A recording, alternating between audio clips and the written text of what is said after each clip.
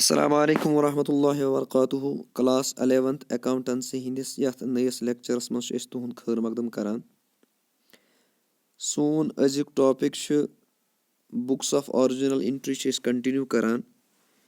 Books of original entries मज पर्याव असे जर्नल और तम पत पोर अस कैश बुक परन पत असे सब्सिडरी बुकन हुंद दुयम पार्ट यानी स्पेशल पर्पस बुक परन। स्पेशल पर्पस बुक्स मज परो अस आज। स्पेशल पर्पस बुक्स क्या गई, परचेज बुक्स क्या गई, परचेज रिटर्न बुक क्या गई, सेल्स रिटर्न बुक और सेल्स बुक, और बे परो अस इम तमाम बुक्स कित पट प्रिपेयर करान। स्पेशल पर्पस बुक्स योतान जन नाव इहुंदी यह वनान कि यम तिम बुक्स आसान यम कुन खास मकसद खतर प्रिपेयर कर इन। जर्नल इस गड़ प्रिपेयर करान जर्नलस मज हेको कह ट्रांजैक्शन कुन ते नेचरच रिकॉर्ड कर, चाहे सह क्रेडिट ट्रांजैक्शन या चाहे सह कैश ट्रांजैक्शन। लेकिन जर्नल हुंद लोड कम करने खतर सब्सिडरी बुक्स प्रिपेयर इवान करने। सब्सिडरी बुकन मज ट्रांजैक्शन दोन हिस्सन मज क्लासिफाई करान, अख कैश ट्रांजैक्शन दुयम क्रेडिट ट्रांजैक्शन। कैश ट्रांजैक्शन हिंद खतर अख बुक प्रिपेयर करान यथ वनान कैश बुक। और कैश बुक सह सब्सिडरी बुक आसान यथ मज खाली कैश ट्रांजैक्शन रिकॉर्ड गसन। अत मज हेकि कह ते ट्रांजैक्शन युस कैशस मज आसि सह रिकॉर्ड गसित और कुन ते नेचर चाहे परचेज इन सेल इन कह ते, but it should be in cash terms. अम अलाव यम ट्रांजैक्शन रोज तम रोज वो क्रेडिट ट्रांजैक्शन, चाहे तम परचेज सत रिलेटेड या चाहे तम सेल्स सत रिलेटेड। स्पेशल पर्पस बुक्स तम बुक्स आसान यम एमने स्पेशल पर्पजन यानी क्रेडिट परचेज तो क्रेडिट सेल या परचेज रिटर्न या सेल रिटर्न या बिल्स रिसीवेबल या बिल्स पेएबल अमे ट्रांजैक्शन रिकॉर्ड करने खतर बनावन इवान। Special purpose books are subsidiary books prepared for some special purpose. The books are prepared for credit transactions only. Recording of transaction is on the basis of chronological base, that is chronological order is followed. Special purpose bookun special journals te wanan, इसलिए युस rule follow गसान journal prepare करनस मज तमे rules follow गसान special purpose books बनावने विज। These are similar to journal. To cut short, special purpose books इस वनान तिमन बुकन यम क्रेडिट ट्रांजैक्शन रिकॉर्ड करने खतर प्रिपेयर करने इवान आसन और इम कुन खास मकसद खतर बनावन इवान। अख बुक युस प्रिपेयर करने ई तथ मज तमे ट्रांजैक्शन रिकॉर्ड करने इवान यम मकसद खतर सह बुक प्रिपेयर करना आमज। ठीक इथे पट कि इस पट परचेज बुक प्रिपेयर करान परचेज बुक हुंद मकसद आसान कि अत मज खाली क्रेडिट परचेज रिकॉर्ड करान। Now taking the types of purchase special purpose books. Special purpose book हंस गोडनिच अहम कस्म परचेज बुक। परचेज बुक्स दुयम नाव परचेज जर्नल ते वनान। अत मज इत पट वोन कि खाली परचेज रिकॉर्ड करान और परचेज गसन खाली क्रेडिट परचेज आसि। यतत अहम जरूरी यह कथ वन सह गई ये कि परचेज क्या मकसद थावान और परचेज किमन चीजन हुंद मतलब थावान। परचेज योतान जन वनान परचेज हेकि एसेट ते आसित और परचेज हेकि स्टॉक ते गसित, मगर इस गड़ परचेज कथ करान परचेज बुक सत रिलेटेड तेल वनान कि अत खाली परचेज ऑफ स्टॉक या परचेज ऑफ गुड्स मकसद, यानी अत परचेज बुक मज हेकन खाली तम परचेज रिकॉर्ड गसित that are related to purchase of stock और परचेज ऑफ गुड्स। मिसाल के तौर पर कंपनी हेतुमुत स्टॉक और कंपनी हेतुमुत कह asset purchase book mans gasin khali stock record asset gasni yath mans record ki. Also known as purchase journal, records only credit purchase. Purchase only mean purchase of goods and not the purchase of asset. The balance of is to be transferred to purchase account. Purchase book yus asan chh em pat ch as purchase account prepare zaruri karun asan. इसलिए purchase book हंस yus te balance asan ch last pet सो transfer करान purchase अकाउंटस चूंकि purchase account expense इसलिए गस purchase account किस debit साइडस और परचेज अकाउंट के डेबिट साइडस मज लिखान by sundries as per purchase book. Now the format of purchase book. Purchase बुकस शे कॉलम आसान. गोडनिक कॉलम डेट, दुयम कॉलम इनवॉइस नंबर आसान, त्रीम कॉलम आसान पर्टिकुलर हुन यथ मज अकाउंट लेखान अकाउंटुक नाव लेखान लेजर फोलियो डिटेल मज लेखान डिटेल और अमाउंटस मज पता net amount लेखान.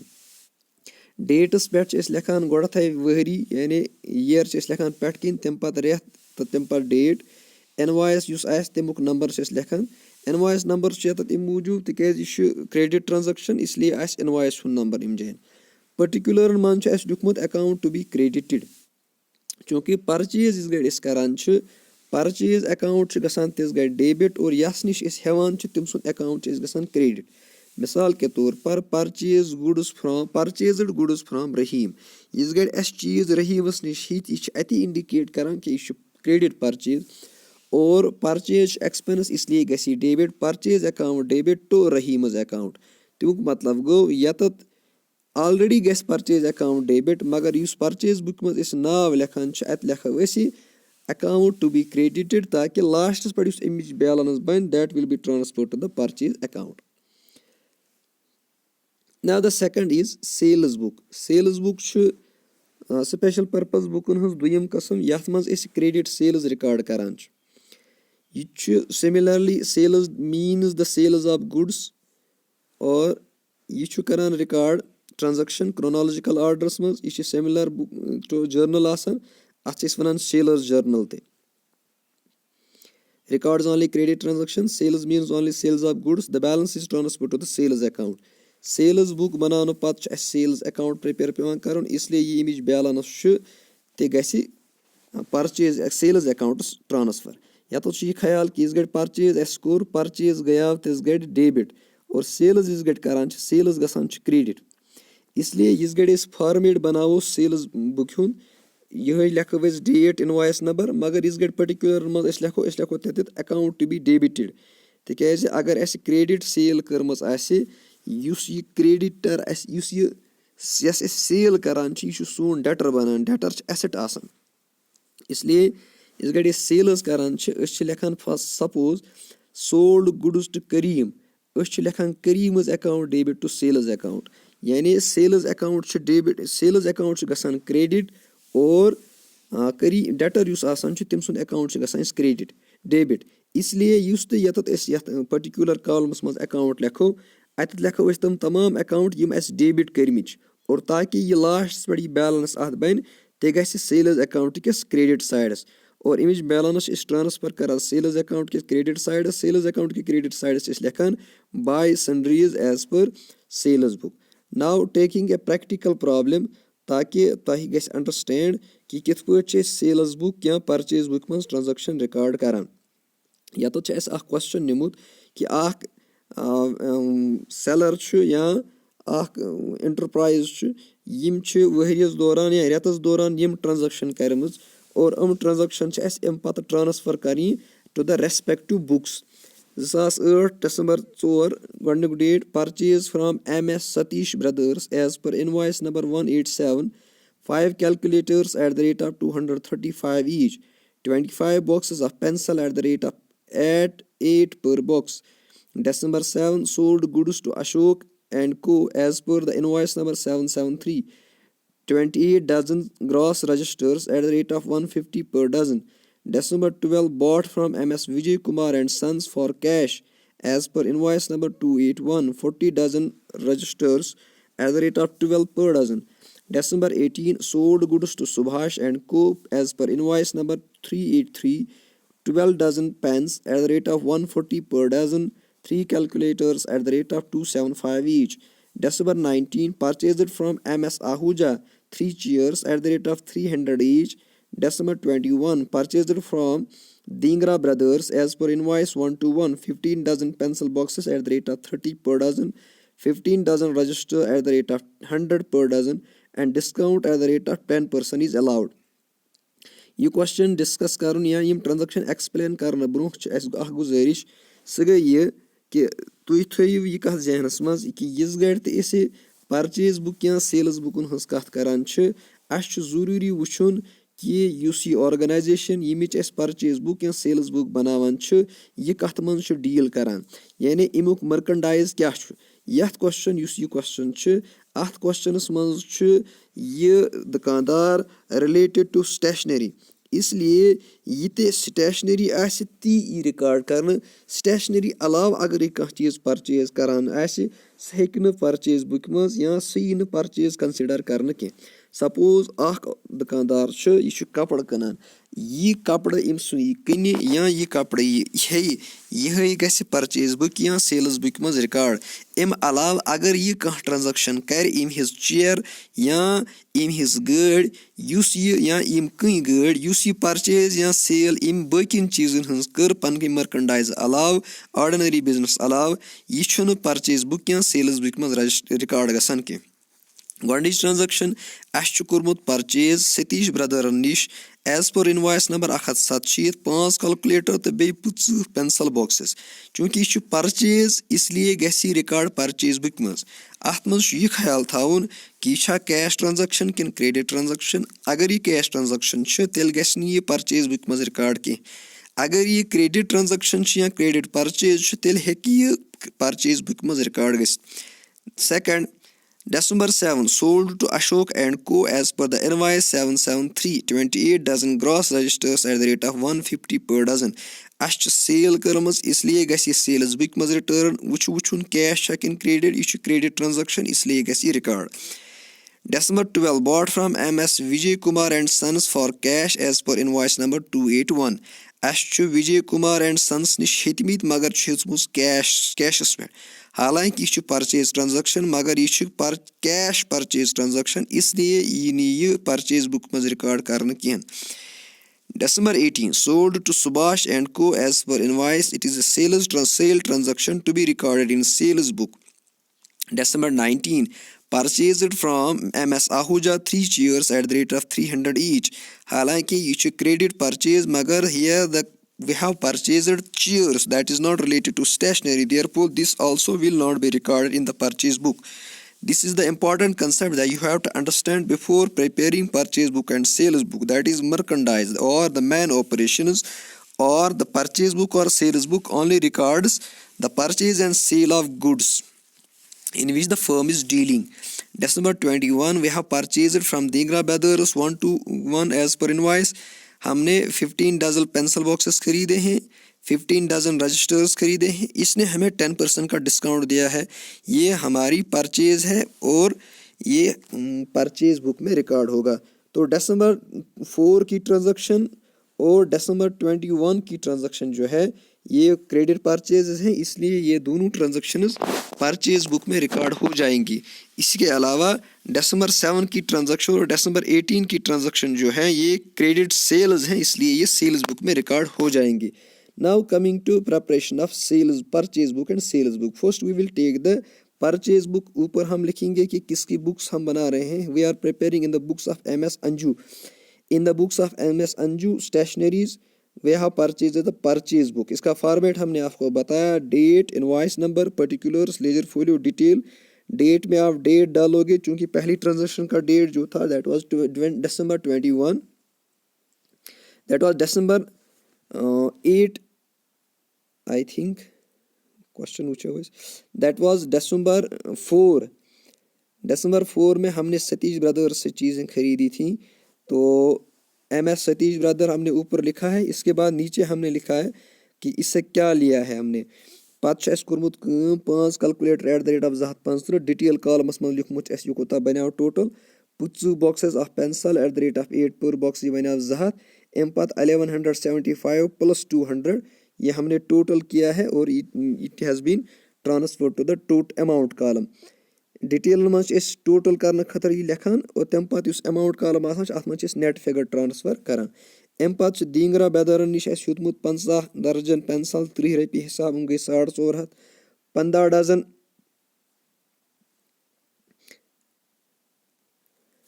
15 dozen register at the rate of 100 गई 1500 यम समान 1500 प्लस 450 गई 1950 अत मज वन कि तुह हसा दितु डिस्काउंट 10% यानी 1950 हुंद 10% 195 रपी बना 1900 वालो 195 रपी यह गि वन 1755 रपी अम पत करो इन दोनवाइन टोटल यह बनान 1375 प्लस 1755 और ये टोटल करो ट्रांसफर परचेज अकाउंट अस लिखो बन किन बाय परचेज अकाउंट डेबिट तो 3130 will be transfer to the purchase account बे फिर करो ये एक्सप्लेन फॉर्मेट बनाओ परचेज बुक तम पर date invoice particular ledger folio details amount डेटस मज लिखो डेट ट्रांजैक्शन इनवॉइस मज लिखो इनवॉइस नंबर और तम पर लिखो पे किन उस अकाउंट क्रेडिट कर यानी यस निश परचेज कोर तम सुन नाव लिखो पे किन अम पे लिखो डिटेल क्या क्या हो तमिस निश डिटेल लिखो डिटेल कॉलमस मज और तम पे करो टोटल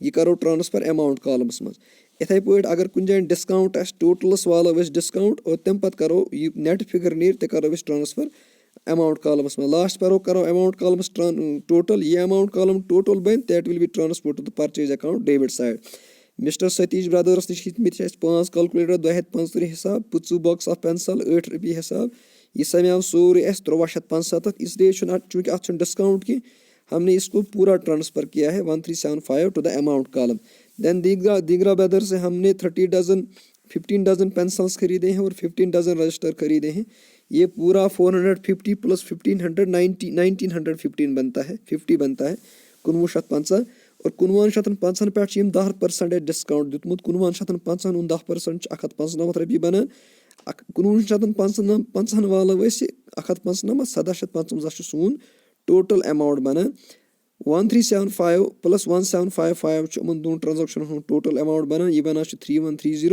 और यह ट्रांसफर कोर्मुत to the purchase account to the debit side of the purchase account. Now coming to the sales book.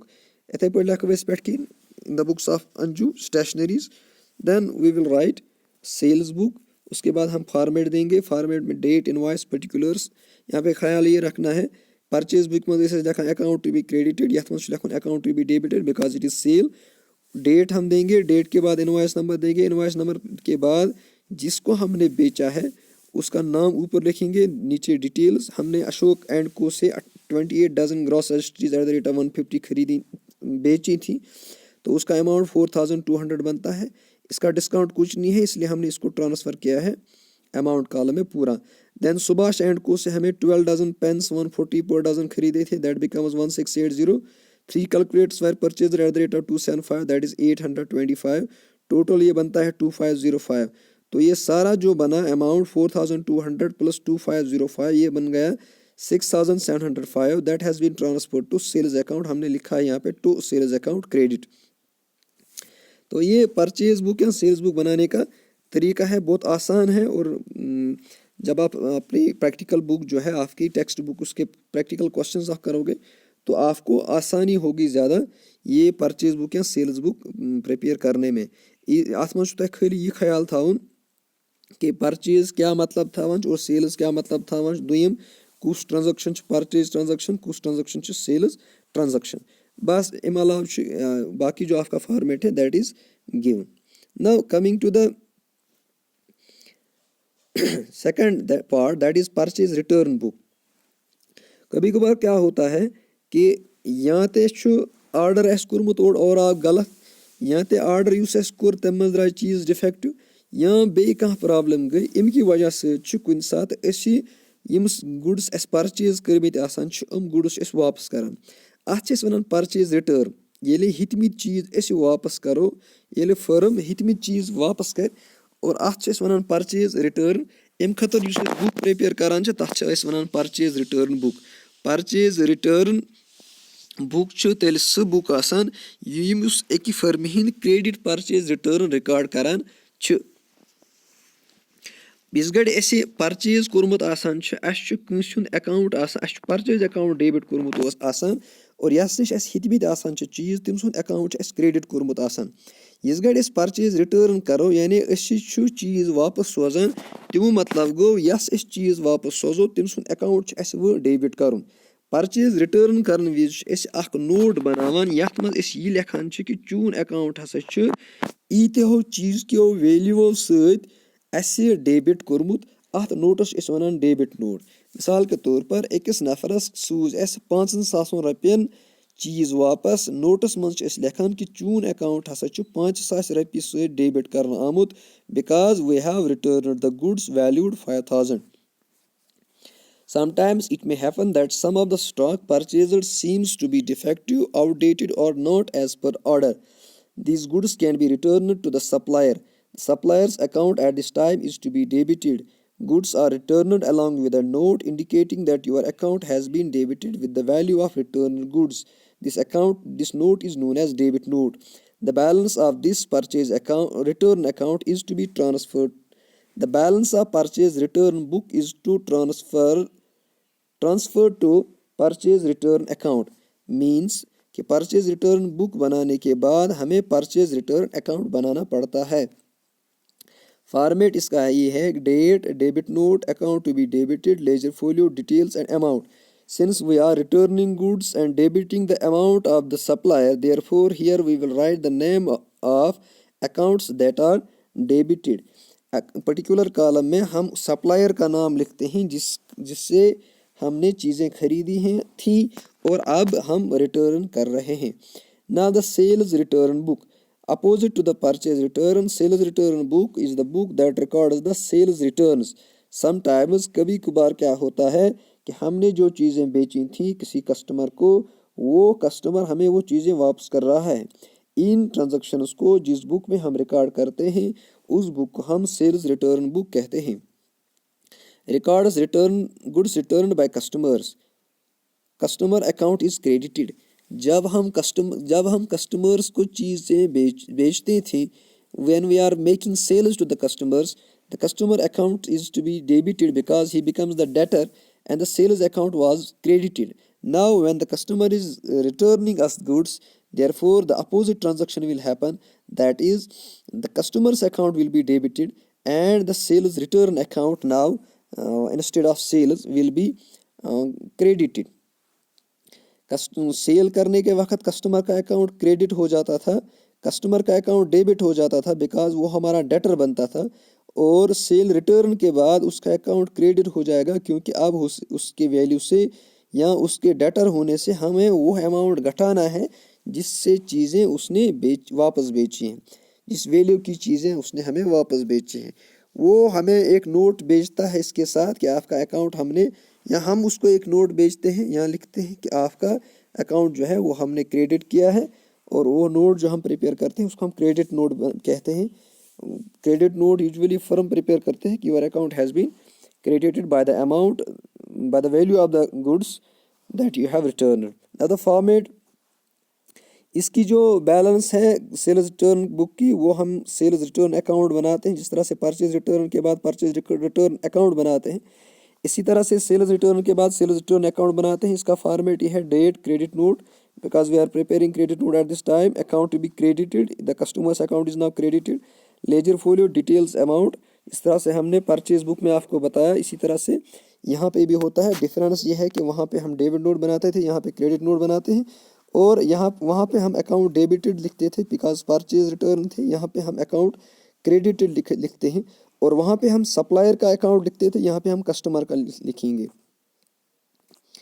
Now question for preparation of sales return book and purchase return book from the following transaction of MS Kareem and Co. Prepare relevant books.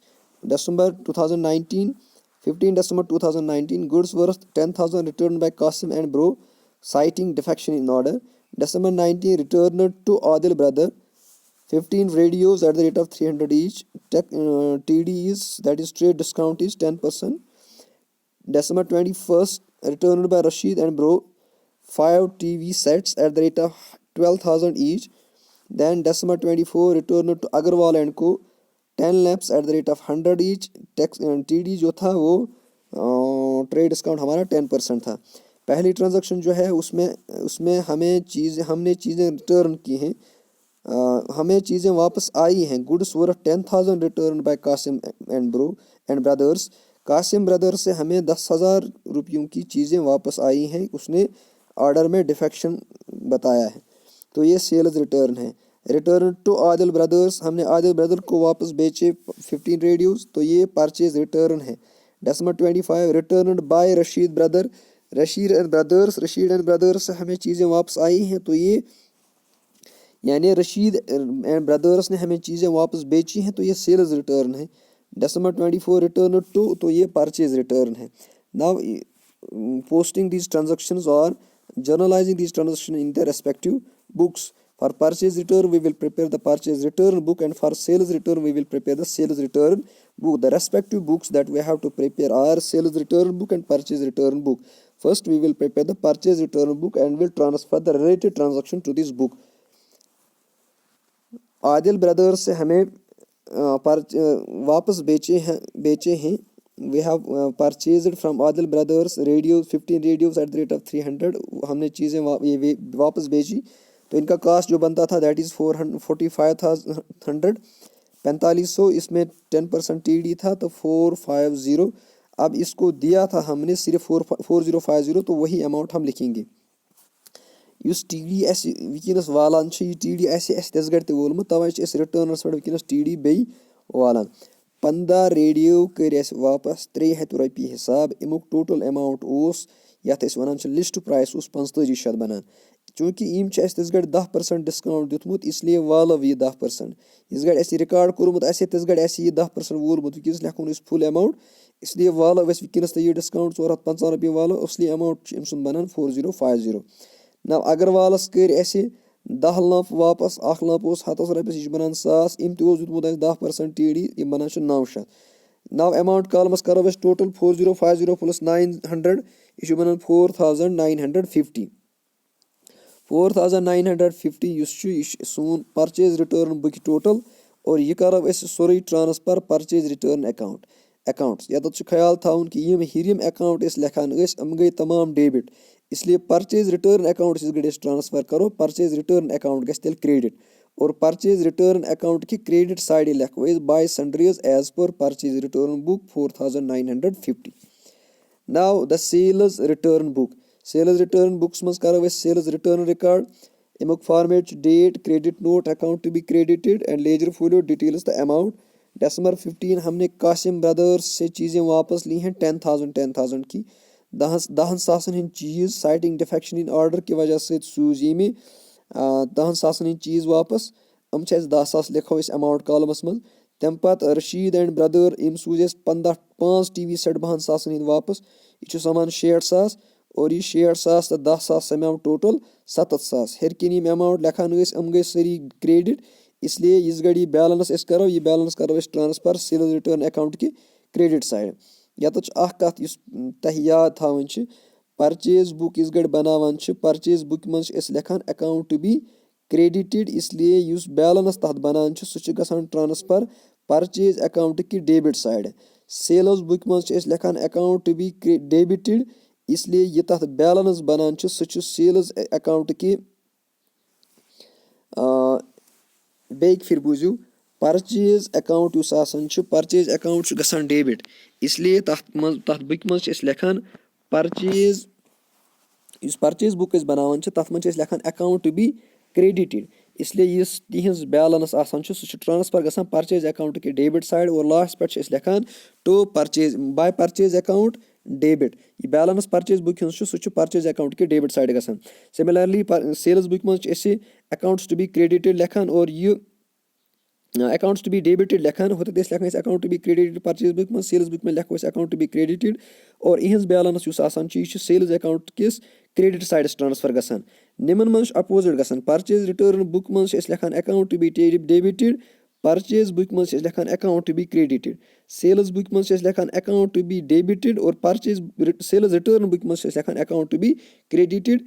اگر ہیٚرِ کِنۍ account to be ڈیبِٹِڈ چھُ تیٚلہِ یُس balance بۄنہٕ کِنۍ بَنان چھُ سُہ گژھِ کرٛیڈِٹ اور اگر ہیٚرِ کِنۍ کرٛیڈِٹِڈ چھُ یُس بیلَنس بَنان چھُ سُہ گژھِ کرٛیڈِٹ. ییٚتٮ۪تھ یِمہٕ اِمپاٹَنٹ ژور سٕپیشَل پٔرپَز بُک اَسہِ ڈِسکَس کَرِ purchase book purchase return book sales return book اَتھ سۭتۍ یِم تہِ پرٛٮ۪کٹِکَل کوسچن یا پرٛٮ۪کٹِکَل پرٛابلِم تُہٕنٛز ٹٮ۪کسٹ بُک منٛز چھُ تِم کٔرِو تُہۍ اِنشاء اللہ حل کَرنٕچ کوٗشِش. اگر کٲنٛسہِ تہِ لٔڑکَس کُنہِ جایہِ پرٛابلِم چھِ سُہ کَرِ اَسہِ سۭتۍ کَنٹیکٹ چاہے فونٕے کَنٹیکٹ کَرِ یا وَٹسیپ کَنٹیکٹ کَرِ أسۍ کَرو کوٗشِش تِمَن کوسچنَن ہُنٛد آنسَر یا سلوٗشَن تِمَن پرٛووایِڈ کَرنٕچ. یوٚتانٮ۪تھ چھِ اَسہِ اُمید کہِ تۄہہِ آسہِ أزیُک ٹاپِک سَمٕجھ اَصٕل پٲٹھۍ آمُت اور پَسنٛد آمُت. وٕچھنہٕ خٲطرٕ چھُ تُہُنٛد سٮ۪ٹھاہ شُکریہ. السلامُ علیکُم ورحمتہ اللہ.